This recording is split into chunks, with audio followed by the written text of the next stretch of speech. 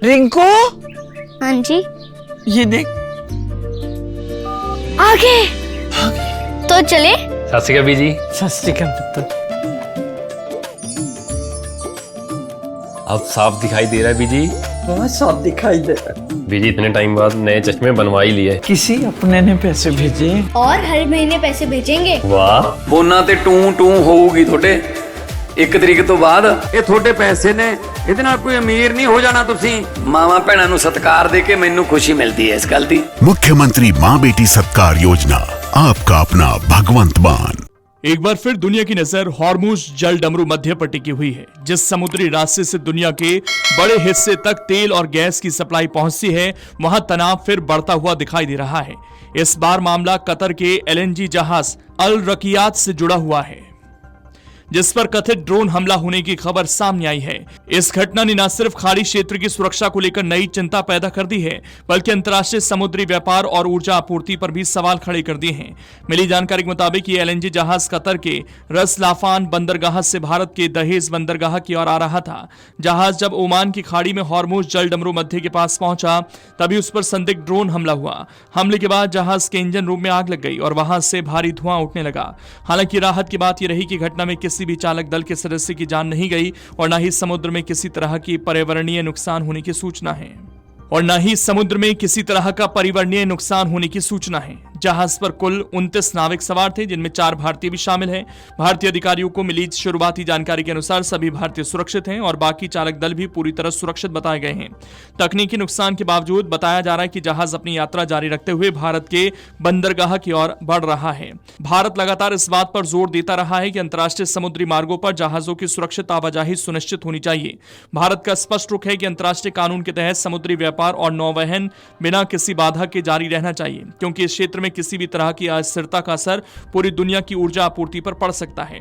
उधर कतर ने इस कथित हमले की कड़ी निंदा की है। कतर के विदेश मंत्रालय के आधिकारिक प्रवक्ता माजिद अल अंसारी ने सोशल मीडिया प्लेटफॉर्म एक्स पर बयान जारी करते हुए कहा कि कतर के जहाज को निशाना बनाना अंतर्राष्ट्रीय समुद्री सुरक्षा और वैश्विक ऊर्जा आपूर्ति पर सीधा हमला है। उन्होंने इसे अंतर्राष्ट्रीय कानून का गंभीर उल्लंघन बताया और कहा कि समुद्री मार्गों पर सुरक्षित आवाजाही सुनिश्चित करना सभी देशों की जिम्मेदारी है। कतर ने अपने बयान में ईरान पर गंभीर आरोप भी लगाए। दोहा ने मांग की कि ईरान ऐसे सभी कदम तुरंत बंद करे जो क्षेत्रीय सुरक्षा को कमजोर करते हों या अंतर्राष्ट्रीय नौवहन के लिए खतरा पैदा करते हों। साथ ही कतर ने साफ कहा कि इस घटना से होने वाले नुकसान और उसके परिणामों के लिए ईरान को कानूनी रूप से जिम्मेदार माना जाएगा। वहीं दूसरी ओर ईरान की सरकारी मीडिया ने पूरी तरह अलग दावा किया है। रिपोर्ट में कहा गया कि कतर का यह जहाज अमेरिकी नौसेना की मदद से उस समुद्री मार्ग से गुजरने की कोशिश कर रहा था, जिसे लेकर ईरान ने पहले ही चेतावनी दी थी।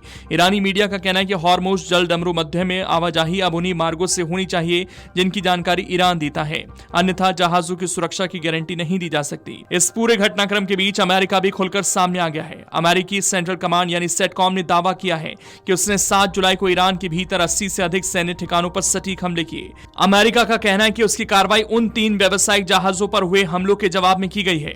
अमेरिकी रक्षा अधिकारियों के मुताबिक इन हमलों का मकसद ईरान की समुद्री सैन्य क्षमता को कमजोर करना था, ताकि भविष्य में व्यापारिक जहाजों को निशाना न बनाया जा सके। उधर ईरान की संसद के अध्यक्ष मोहम्मद बाकिर गालिबाफ ने अमेरिका पर समझौते का उल्लंघन करने का आरोप लगाया। उन्होंने कहा कि अमेरिका लगातार दबाव और सैन्य कार्रवाई की नीति अपना रहा है। गालिबाफ ने साफ शब्दों में कहा कि धमकी और दबाव का दौर अब खत्म हो चुका है और ईरान अपने हितों की रक्षा करता रहेगा। अमेरिकी हमलों के बाद ईरान के बंदर अब्बास, सिरीक और किश्म द्वीप के पास कई धमाकों और आग लगने की खबर सामने आई है। हालांकि ईरान का कहना है कि अब तक किसी नागरिक के हताहत होने की सूचना नहीं है। कुल मिलाकर हॉर्मुज जल डमरू मध्य एक बार फिर वैश्विक तनाव का केंद्र बनता दिखाई दे रहा है। यह वही समुद्री रास्ता है जहां से दुनिया के बड़े हिस्से का तेल और गैस आपूर्ति होती है। ऐसे में अगर यहां हालात और बिगड़ते हैं तो इसका असर सिर्फ खाड़ी देशों तक सीमित नहीं रहेगा, बल्कि भारत समेत पूरी दुनिया पर एक बार फिर से देखने को मिल सकता है। अगर आप ये वीडियो YouTube पर देख रहे हैं तो हमारे चैनल को सब्सक्राइब कर बेल आइकन दबाएं और Facebook पर देख रहे हैं तो हमारे पेज को लाइक करें।